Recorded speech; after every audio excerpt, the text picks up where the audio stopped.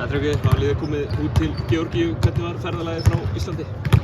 Það var bara ekkert svo slæmt. Við vissum að þetta er langt ferðalag og við komum inn á seint en ég held að við séum bara nokkuð góðir og fórum núna á æfingu og hristum okkur aðeins úr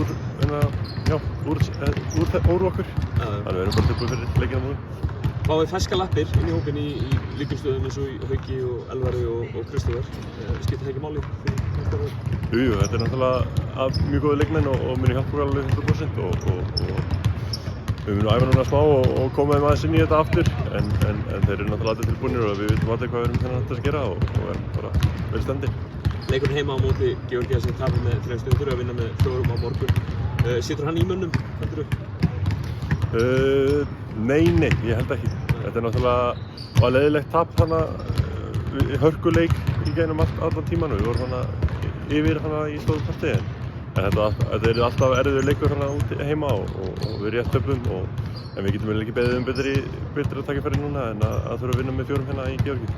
Georgíski andstæðingarnir eru með mikið leikmenn sem spila hérna í Georgíu en svo eru þið með leikmenn sem eru að spila eins og í ACB-deildinni. Hvernig hefur þið gengið á móti Shermadini svona þegar þú hefur lent á móti þar?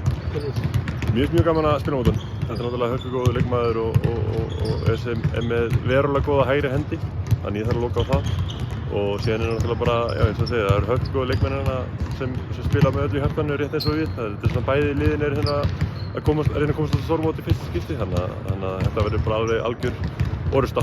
10.000 manna höll, allir miðar löngu seldir. Er þetta ekki drauma aðstæður fyrir körfuboltaleikmenn að labba inn í? Ég held að þetta verður bara geggjað. Ég reikna alveg með að vera í góð stemming hérna og við vonumst þess að við náum að taka þetta niður. Besta ekki Tryggvi og gangi ykkur vel. Takk.